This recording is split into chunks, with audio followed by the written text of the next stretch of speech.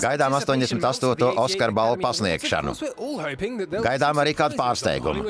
Lai kavētu laiku līdz ceremonijas sākumam, atskatīsimies uz 5 skandaloziem mirkļiem Oskara vēsturē.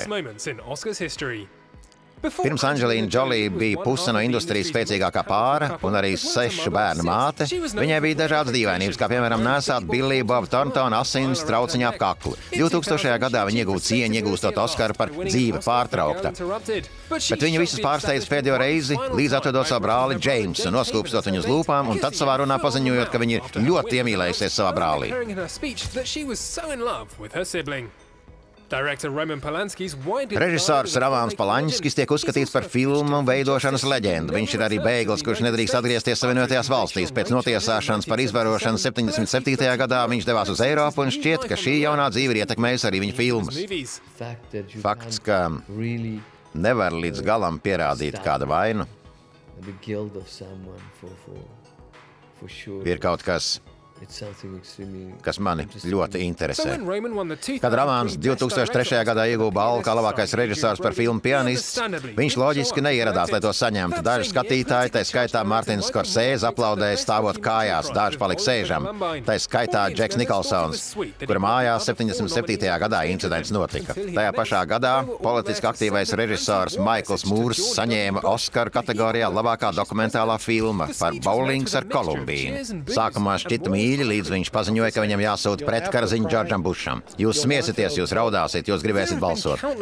Oskara pasniegšanas ceremonijā ir bijuši daudzi dažādi pārsteigumi un misēkļi, bet laikam visapspriestākais ir tas, ka 2006. gadā labākā filma titulu ieguva Sadursme, nevis Kuprainais kalns. Kauboja romāns ieguva Zelta lauvu Venēcijas filmu festivālā un vinnēja arī producentu un režisoru ģildes balvas. Un Oskaros bija visnominētākā filma. Angs Lī gan saņēma balvu kā labākais režisors, bet filma nespēja iegūt titulu. Vai tas, ka Heath Ledgeru nekronē par labāko aktieru, norāda uz Oskara homofobiju. Runājot par akadēmijas problēmām ar atšķirīgo, 16. gads ir kontroversiāls. Vēl pirms pašas balvas pasniegšanas nominants Vils Smits un viņa sieva Džada Pinketa Smita paziņoja, ka viņu pasākumu boikotēs, tāpat kā godalgotais Oskara ieguvējs Spikes Lee. Lūk, šis ir iemesls, kāpēc mēs ar Tanju Levisu Lī nedosimies. Katru gadu, apkopojot kategorijas par aktieriem, brīvas ir 20 vietas.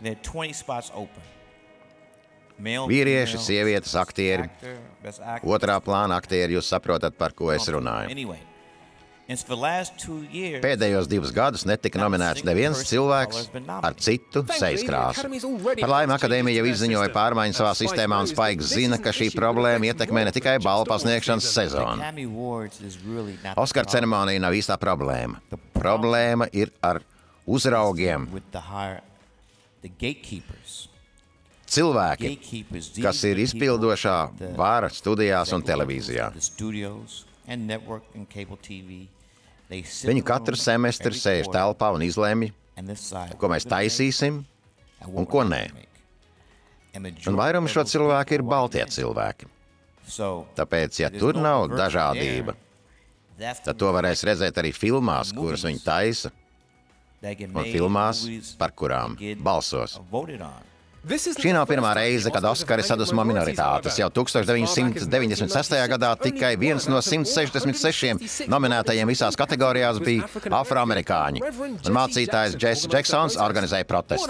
Kādi pārsteigumi mūs sagaida 16. gada Oskara naktī? Lai to uzzinātu, skatieties ceremoniju 28. februārī.